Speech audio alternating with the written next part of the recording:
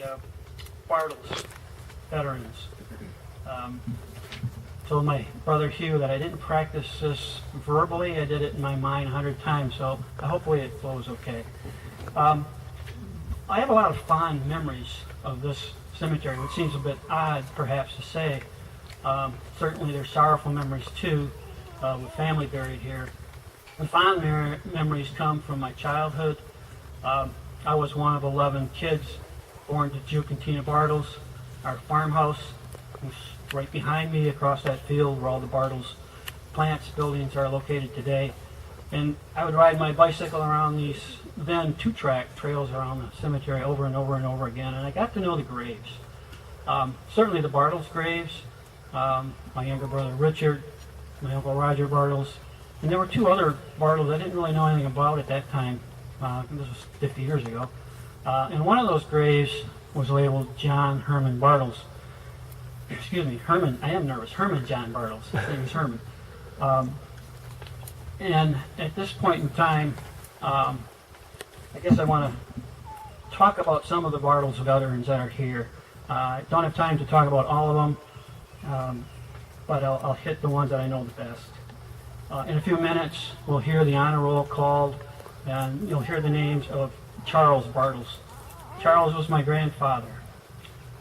He was born 120 years ago, a long time ago, when the United States entered World War I. He was required to register for the draft.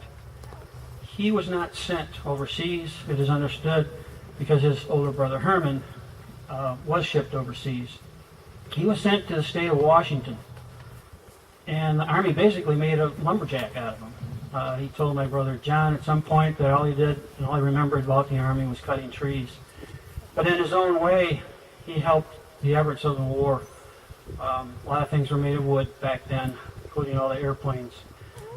Charles was a carpenter and farmer who lived most of his life on 112th Avenue across the way here.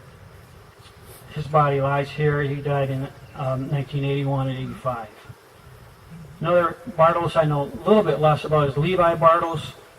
If you have the privilege to stop at the Township Museum this morning, Bruce Bartels, his grandson, has a great display about Levi Bartels, but he also fought in World War I. He was called a polar bear because he was one of those troops that was sent to Russia. It was horrible conditions. That's another story for another day. Anthony Bartels is another name that you will hear. That is my dad's brother Tony, Uncle Tony to me. He enlisted, did not wait to be drafted. Enlisted in 1942. We don't know much about him, or I haven't been able to find that much about him because of the records being destroyed in St. Louis back in the 70s, all the archives. But we do know that he served in the Pacific. It says Tech 4 listed on his gravestone. That is across the way here. He too was born and raised here in Olive Township. Julius Bartels, or Juke, my father. He was born in 1919, right after his dad Charles got out of the Army after World War I. Married my mother Tina Vanderkoy. In 1940 they were married, and by the time that he was required to report for duty for World War II, he had two children at home, my brother Chet and my sister Betty. By the time he got out of the Army, he had 4 children at home, including my twin sisters Judy and Joyce. So he made quite a sacrifice to be able to do that, as well as my mother. It was God's providence, we believe, that he stayed here in the States. Many of the troops that he went to basic training, according to a story my Uncle Tony told, went overseas and fought and died. But he stayed and became an expert in radio operations, training other operators, mainly in 2 bases, one in Wisconsin and another in Florida. And after the war, he came home in December of 1945. My mother told me on more than one occasion that that was the best Christmas she ever had. Her husband's brother, and one of her own brothers, Egbert Vanderkleif, came home safe shortly after the war. But those are the folks that came home, and I'm truly grateful for the service that they've done.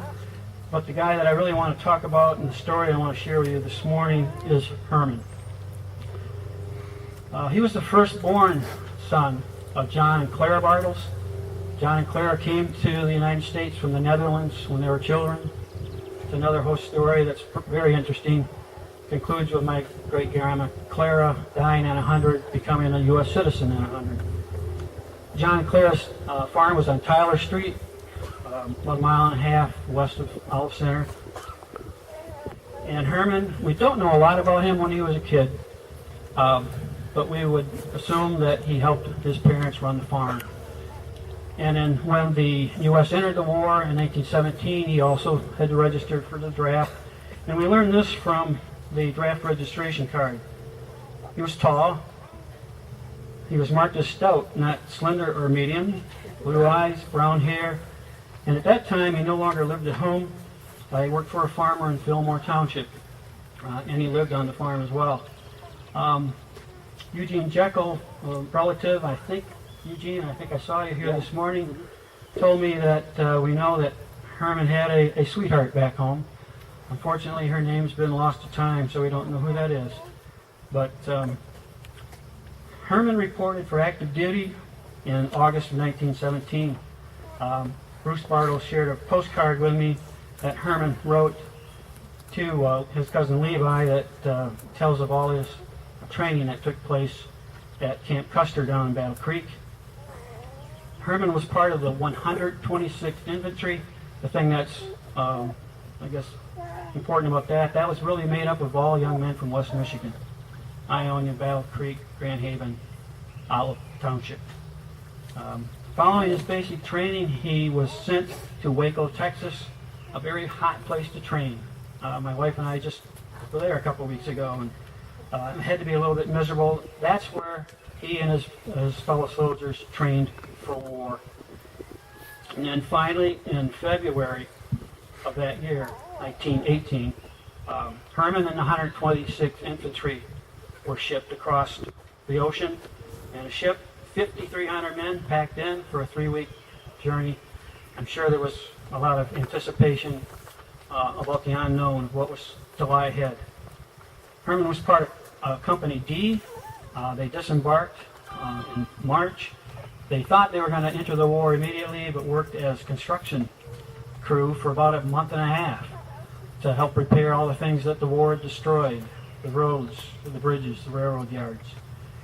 And then, without warning, things just changed. They were sent to the front lines. They replaced some French troops that were already in the trenches up there, and they spent 9 weeks living in the ground. We just talk about trench warfare, but it was horrendous. I have a book on my shelf at home. It's titled Eye Deep in Hell. Basically, the conditions were rotten. Rats by the millions were in the trenches. The stench was horrible due to the death, the body odor, latrines overflowing, whatever. And the lice, the ever appearing lice that couldn't get rid of.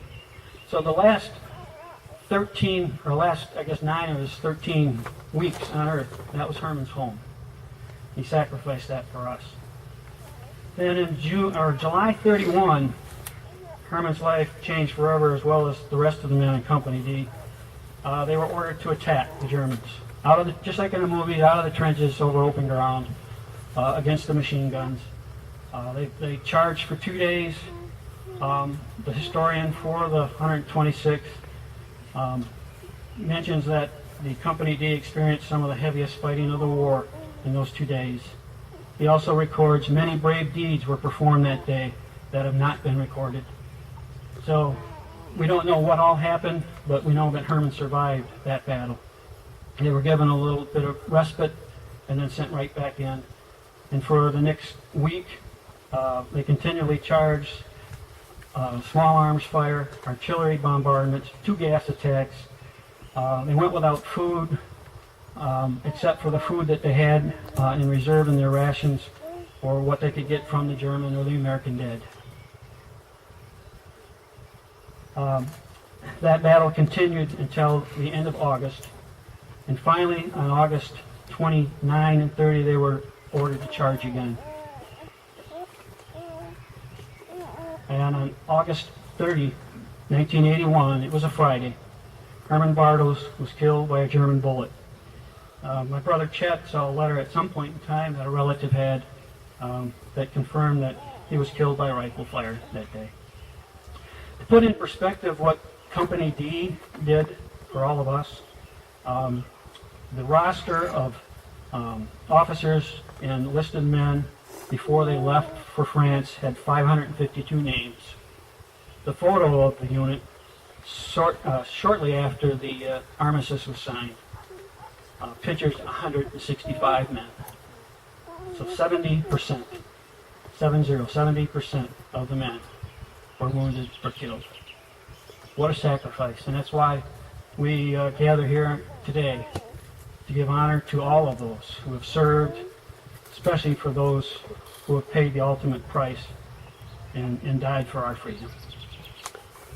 So with that, I will close.